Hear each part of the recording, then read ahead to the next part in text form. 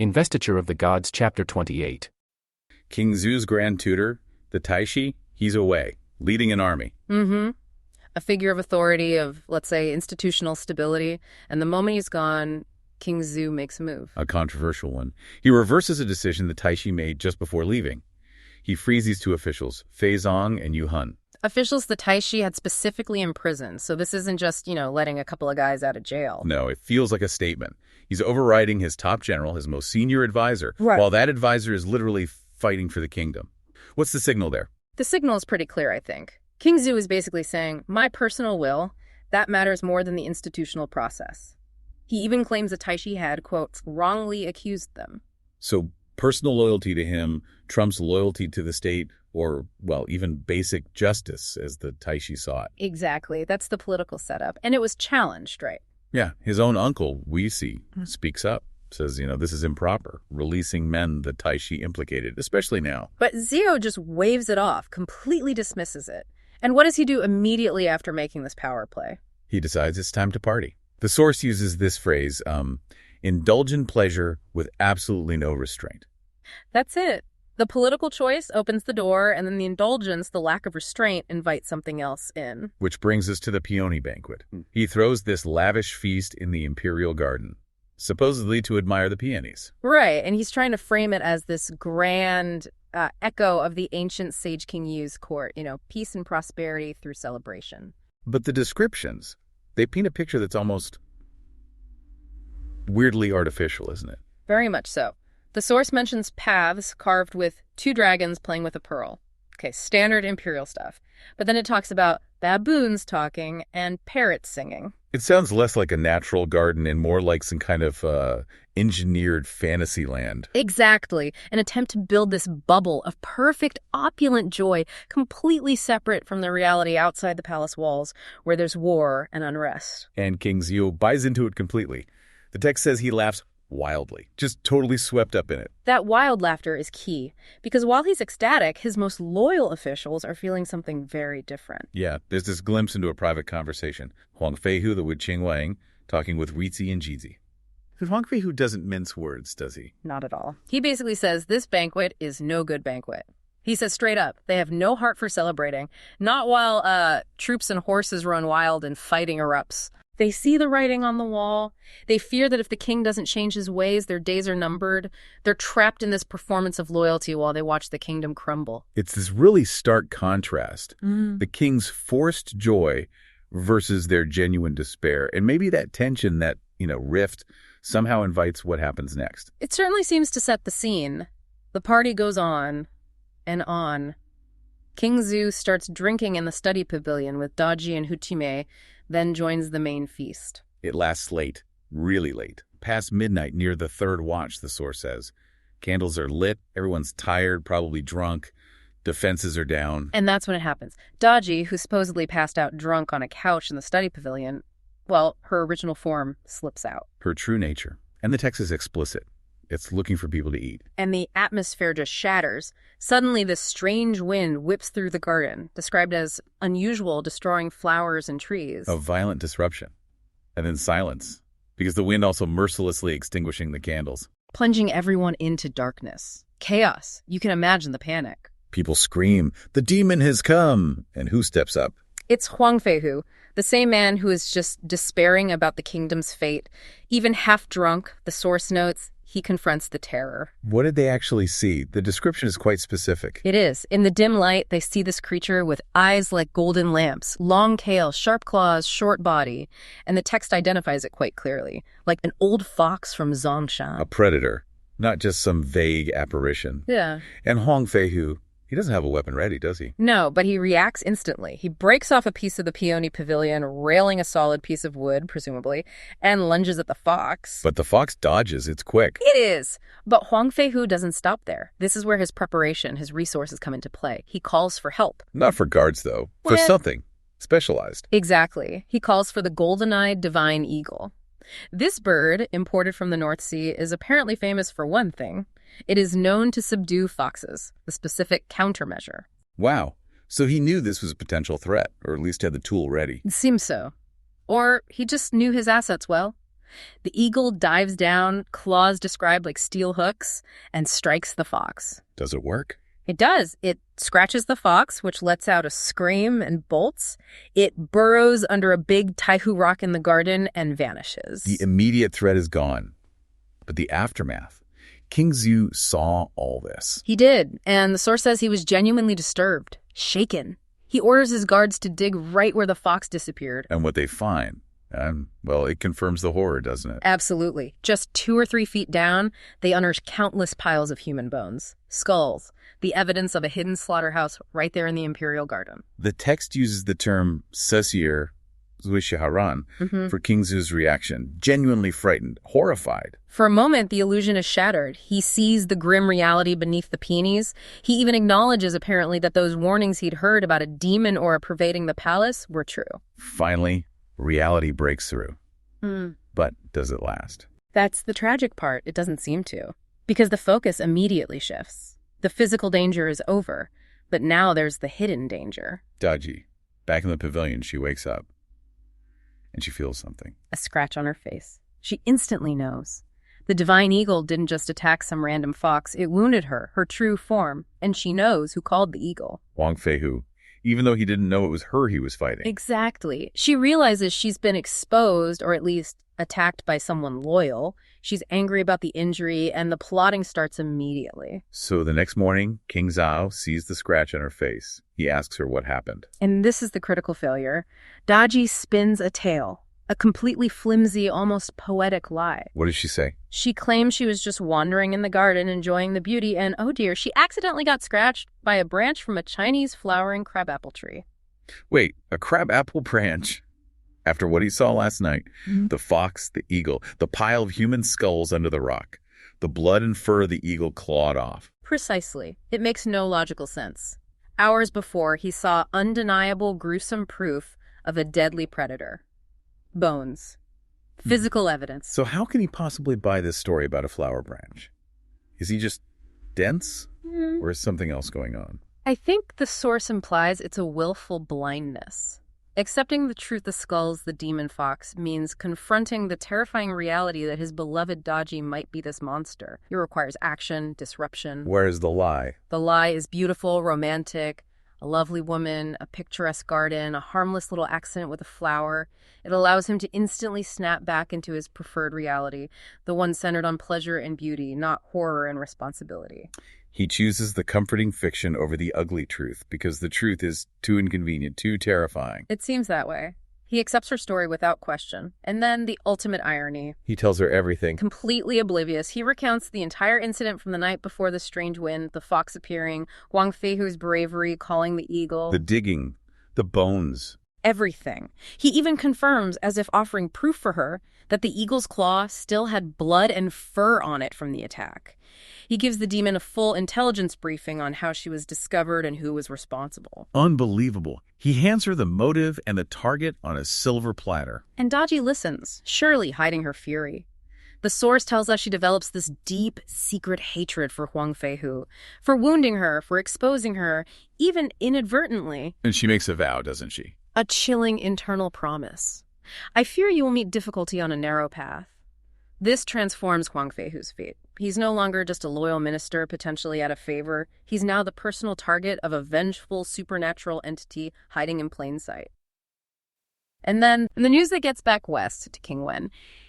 It's not just bad news, it's genuinely horrific. It sets up this idea of complete moral decay right at the top of the Shang dynasty. Makes action almost necessary, wouldn't you say? Oh, absolutely.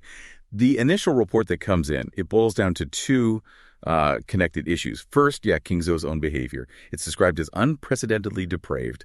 We're talking beyond just bad ruling. I mean, yes, drinking, lust, the usual excesses are mentioned, but the detail that really crystallizes it, the one that tells you things are maybe past the point of no return, it's that shocking story about Bigen's heart being carved out, supposedly to make soup for Daji's illness. That detail, it shifts the whole ground, doesn't it? It's not politics anymore. It feels like a moral imperative. But interestingly, the first move, the target King Wen lines up, isn't the king himself. It's this specific minister, Chong Haohu. Why this local strongman first? Well, you see, the king might be the root cause, unstable, morally bankrupt. But Chong Hu is presented as the active agent of chaos in the administration. He's the one grabbing power at court, bringing in other bad actors like Feihu, and actively stamping out anyone who dares to disagree. The censors, the honest officials, suppressed. And the effect on the ground is, well, the text says the common people are living in absolute misery because of his greed and cruelty. So King Zhu is the disease, maybe, but Changhu is the raging symptom that needs immediate treatment. And Jiang Ziya, King Wen's key strategist, he sees this clearly, right? He argues Changhu is such a, quote, great evil that he has to be dealt with first, like a preemptive strike before things get even worse. Exactly. Ziya knows they need to stop the bleeding, the immediate source of the suffering, before they can even think about tackling the bigger problem in the capital. But, and this is crucial, this creates a huge legal hurdle. King Wen sees it right away. Right. King Wen's first reaction is hesitation. He balks because technically, legally, he and Cheng Haohu are peers. Same noble rank. So attacking him without a direct order from the emperor, that looks an awful lot like rebellion. And that's the one thing King Wen absolutely cannot afford to seem like. It just undermines his whole claim to be acting righteously. Mm-hmm. And that hesitation, it really shows King Wen gets the importance of political legitimacy. He understands that if he acts unjustly, even for a good cause, he risks becoming the very thing he's fighting against. Now, this is where Ziya's argument is really quite brilliant. It's a masterful legal and moral reframing of the entire situation. He points out that King Wen possesses special imperial tokens, the white banner, the yellow axe. These are just decorations. They signify delegated imperial authority. They give King Wen the actual power, the pre-approved right to, quote, prohibit violence and eliminate traitors. So that changes everything. Ziya is basically telling him, you're not rebelling, you're acting on behalf of the throne, enforcing its laws against a corrupt official. You're the designated cleaner, in a way. Precisely. It frames the whole campaign as assistance, not conquest. The stated goal, the public justification, is to root out the corruption so that the emperor might see the error of his ways and, repent and turn good. Yeah. They even invoke the ancient sage kings, Yao and Shun. And by framing it that way, saving the emperor's virtue, saving the people they keep the moral high ground, that's essential for this to be seen as a just war. King Wen is apparently very pleased with this. It aligns with his own character, focusing on saving, not conquering, so he authorizes it. But he also decides to go along personally, alongside Ziya, which seems important maybe to ensure the strategist's necessary efficiency doesn't tip over into cruelty. That's a great way to put it. The sovereign's benevolence acting as a check on the strategist's focus. And with that moral justification locked in, the campaign kicks off. And it's serious. We're talking 100,000 troops mobilized almost immediately. Wow. King Wen, Ziya, Nanggongxi leading the vanguard. The sheer scale of it sends a powerful message across the land. It's strategic signaling, isn't it? That number says, we mean business, don't mess with us. Exactly. But just as important as the size is the conduct of the army. The source goes out of its way to highlight the public reaction. This wasn't some marauding force. It says the army marched so orderly that the locals, the fathers and elders, actually came out to welcome them. And that detail about chickens and dogs were undisturbed. It sounds quaint, but it's politically vital. It means no looting, no chaos. It reinforces the idea that Shiki is here to liberate, not oppress. Okay, so they arrive at Chang City, the corrupt minister's base, but Cheng Haohu himself isn't there. He's off in the capital church. Convenient.